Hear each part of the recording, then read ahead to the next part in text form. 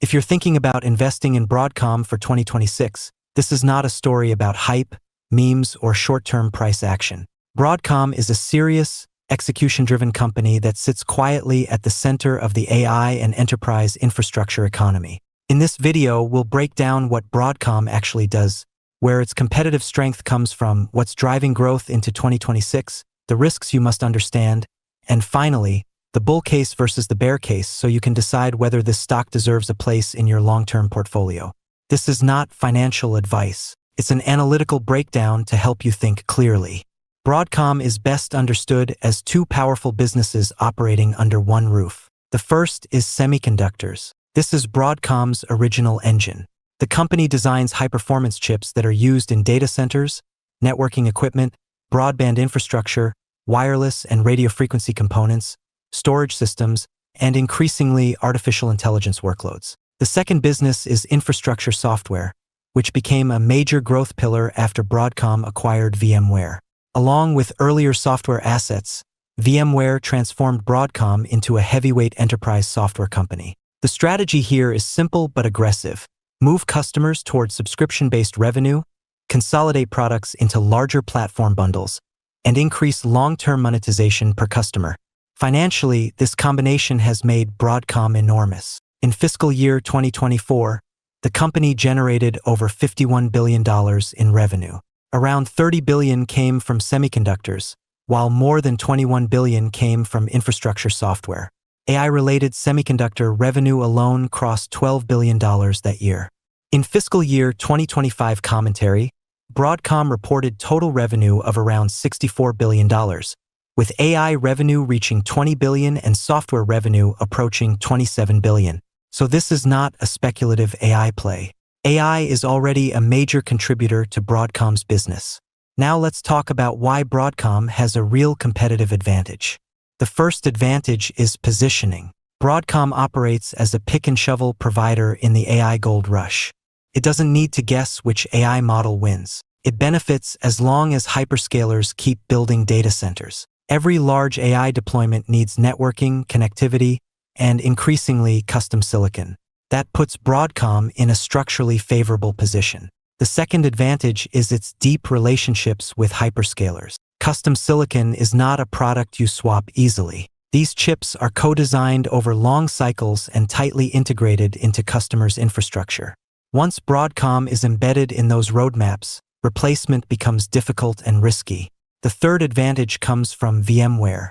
VMware software is deeply entrenched inside enterprise IT environments. Moving away from it is complex, expensive, and operationally dangerous for many companies. That gives Broadcom pricing power and the ability to push customers toward subscriptions and bundled platforms, especially VMware Cloud Foundation. The fourth advantage is execution. Broadcom is known for operational discipline. It acquires businesses, simplifies them, cuts unnecessary costs, pushes margins higher, and converts revenue into strong free cash flow.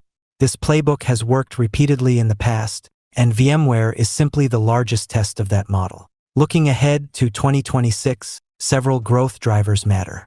One major driver is AI networking.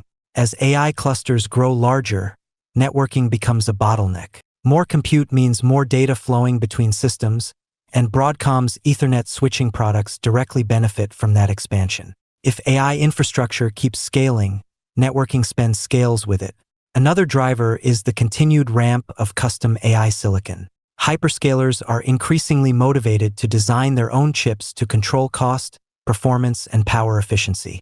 Broadcom's role in these custom programs can grow over multiple years. The jump from $12 billion in AI revenue in fiscal 2024 to $20 billion in fiscal 2025 shows that this trend is already underway. A third driver is VMware monetization. Broadcom is transitioning customers toward subscription models and larger platform bundles. If customers stay and renew, this creates more predictable, recurring revenue with higher margins over time. There is also a broader strategic angle. Many enterprises are realizing that public cloud is not always cheaper or simpler. Concerns around cost, compliance, security, and latency are pushing interest back toward hybrid and private cloud models. Broadcom can offer both the underlying data center infrastructure and the software platform to manage private cloud environments. That combination is not easily replicated. However, this is not a risk-free story. One major risk is customer concentration. Broadcom depends heavily on a small number of very large customers, especially in AI and networking. If even one hyperscaler delays spending or changes strategy, revenue can become lumpy. Another risk is the AI cycle itself. AI spending may not grow in a straight line.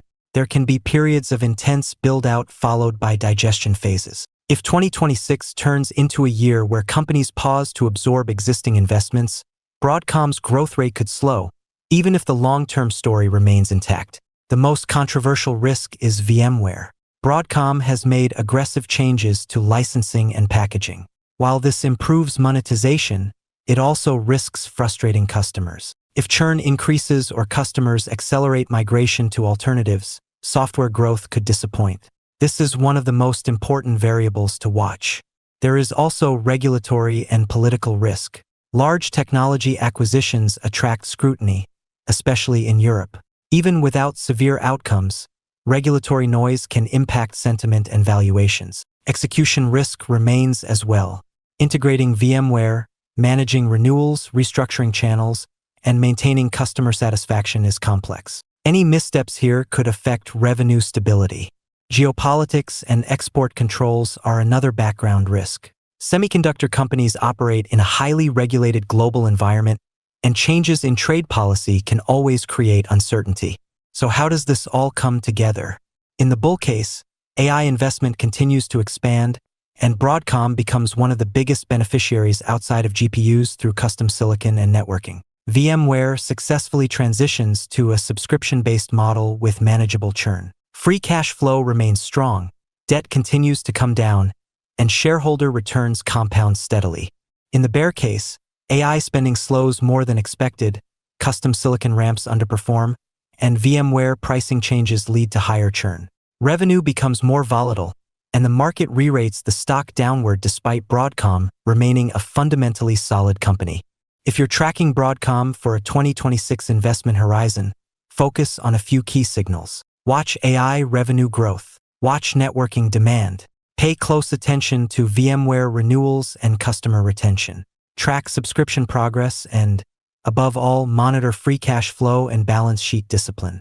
Broadcom is not a flashy stock. It's a business built on infrastructure, execution, and scale. If AI infrastructure remains a long-term priority and VMware stays sticky, Broadcom can continue to compound quietly in the background. That's the real question investors need to answer.